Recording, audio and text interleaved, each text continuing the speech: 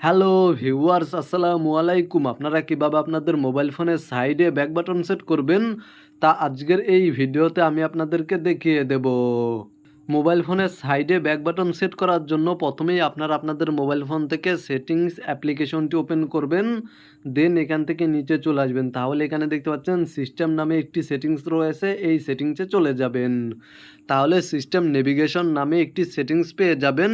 আর যদি এই সেটিংসটি খুঁজে না পান তাহলে ডিসপ্লে অপশানে ক্লিক করে দিবেন।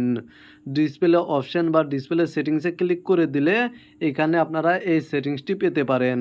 আর যদি এখানেও এই সেটিংসটি খুঁজে না পান তাহলে আপনারা উপরে সার্চ অপশানে ক্লিক করে দিবেন এবং নেভিগেশন টাইপ করে সার্চ করবেন।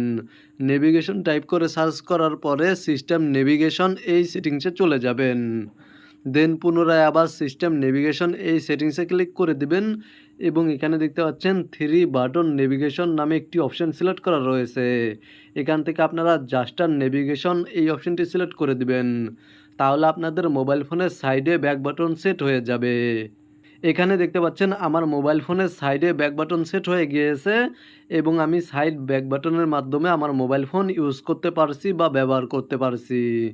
তো মূলত আপনারা ভিডিওতে দেখানো এই নিয়মে আপনাদের মোবাইল ফোনে সাইডে ব্যাক বাটন সেট করতে পারবেন বা আপনাদের মোবাইল ফোনে জাস্ট নেভিগেশন সেট করতে পারবেন। ভিডিওটি দেখে উপকৃত হয়ে থাকলে অবশ্যই কমেন্টে জানাবেন। ভিডিওতে একটি লাইক করে সাথেই থাকবেন।